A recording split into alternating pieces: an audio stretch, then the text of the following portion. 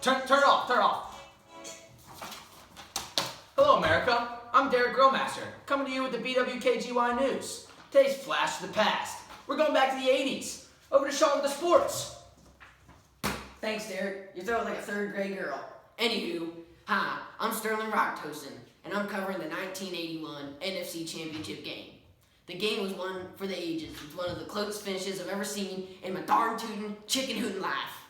In the first quarter, on the game's opening drive, Joe Montana whipped the pigskin 8 yards for a touchdown. On the next possession, the Cowboys make a field goal, which makes the game 7-3. On the next possession, the 49ers running back Bill Ring fumbles the ball, and the Cowboys recover.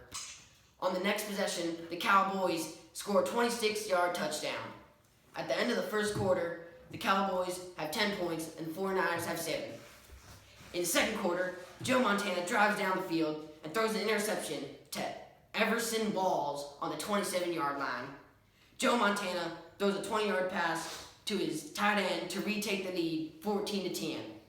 3 plays later, Tony Dorsett scores a 5-yard rushing touchdown, and Dallas takes the lead 17-14.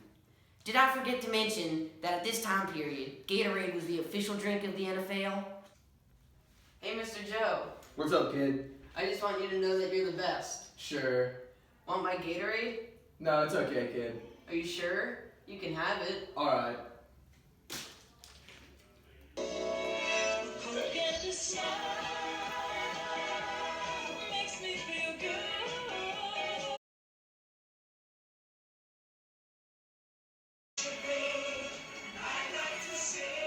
Hey, kid.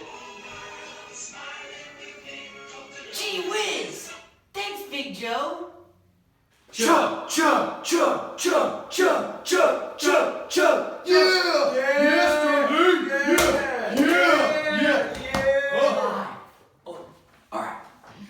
Alright. After one of the greatest performances by a marching band I've ever seen in my life, the third quarter kicked off. In the third quarter, Dallas drove down the field and scored a 2-yard rushing touchdown, making the score 21-17. In the fourth quarter, the 49ers kicked the field goal, making the score 21-20. Then the Cowboys scored a 21-yard touchdown to tight end Doug Cosby, making the score 27-21. Then Montana threw his third interception of the game, which seemed to seal the deal for a Dallas victory. On the last play of the game, Montana called the play sprint right option. It was intended to be a quick pass to wide receiver Freddie Solomon, but he slipped on his route. Dwight Clark made a jumping grab to tie the game at 27 with 51 seconds left. The ensuing extra point gave the 49ers a lead 28-27 and eventually the win. Wow, Sterling. What a great game. Wish I was alive to see it. It was a true blast to the past. Now over to Chet Longwood with something we don't care about in the USA. Thanks, Derek. The Canada Act of 1982 is an agreement between the United Kingdom and Canada that brought independence to Canada. The act was passed to give Canada full control over their constitution and request of the Canadian federal government. Oh, sorry. Are these the squash courts? Sir, can't be. Oh, sorry. Oh, sorry. I'm so sorry. Oh. Alright.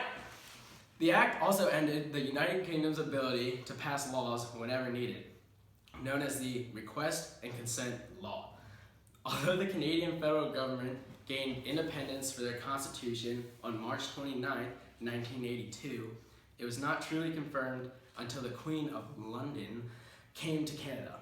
The Constitution Act was signed by Elizabeth II on April 17, 1982. Queen Elizabeth continues to be head of state of Canada and Queen. Her role to be monarch of Canada is unrelated to her positions in Britain. What's the point of the act? Thanks, Chet. That was the most boring thing I've ever heard. Hey, Derek. What? Shut up. Alright. Calm down there. Now over to Grave Aftershave with an explosion of Chernobyl. Alright, thanks, Derek. So, on April 26, 1986, the Chernobyl nuclear power plant, located in northern Ukraine, exploded.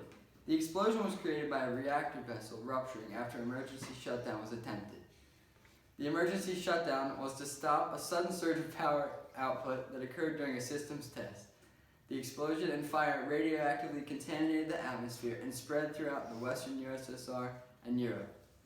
About 60% of the radioactive fallout from this accident landed in Belarus. It is considered the worst nuclear power plant accident to have happened in history and one of 2 accidents classified as a level 7 on the International Nuclear Event Scale.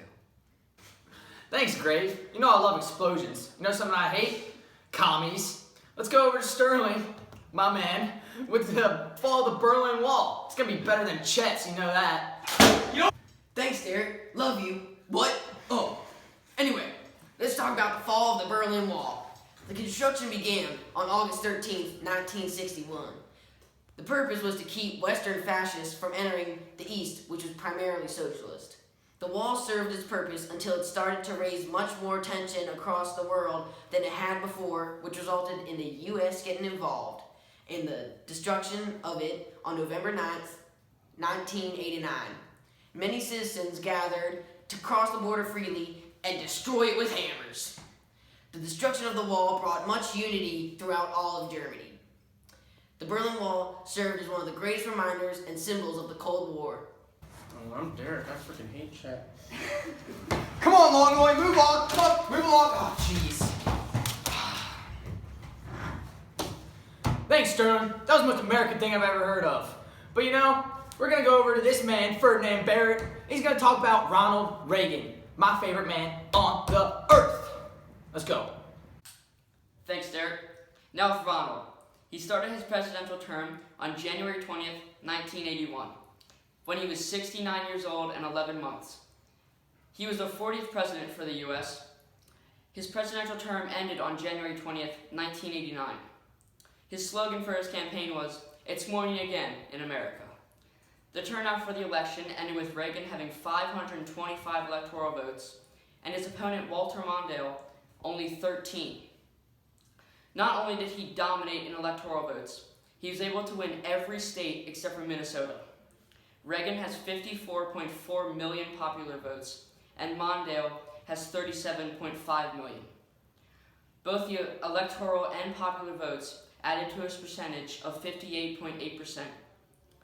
Reagan accomplished many incredible things as president, such as a stronger military, tax cuts, and a smaller federal government.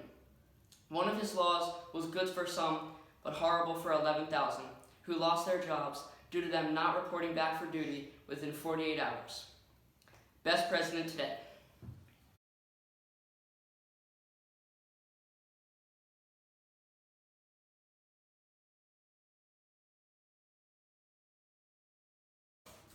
Gee whiz, Ferdinand. That was great.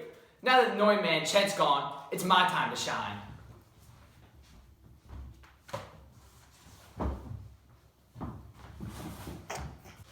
Thanks, Derek, you handsome Adonis. Since December 17th, 1989, Simpsons have broadcasted 605 episodes, created by Matt Groening. It was put on air by Fox Broadcasting Company. Its 28th season started on September 25th, 2016. It's been the longest-running American sitcom and the longest-running American animated program. And in 2009, it overcame Gunsmoke as the longest-running American scripted primetime television series. That's a mouthful. On July 27th, 2007, they released the Simpsons movies in theater worldwide, bringing in a gross of $527 million. When The Simpsons first aired, it had a lot of early success at Fox Network's first television series to rank among the season's top 30 highest-ranked shows.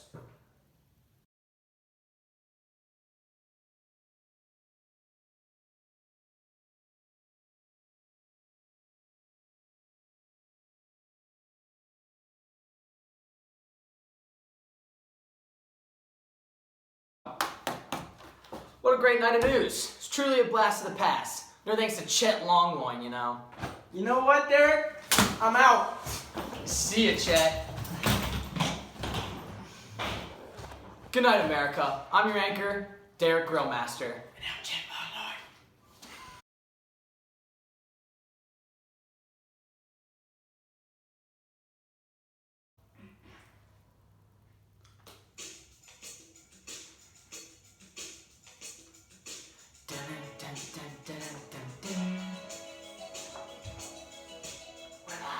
We're live? Oh, turn it off. Turn it off. Thank you. Hi, I'm Derek Grillmaster, and welcome to the I actually am, sir. Hey, Mr. Joe. Hey, kid. I just want you to know that you're the best. Sure, kid. Want my Gatorade? Nah, it's okay. Are you sure? You can have it. Alright.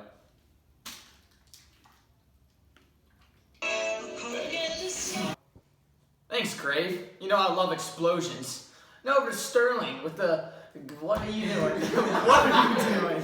With...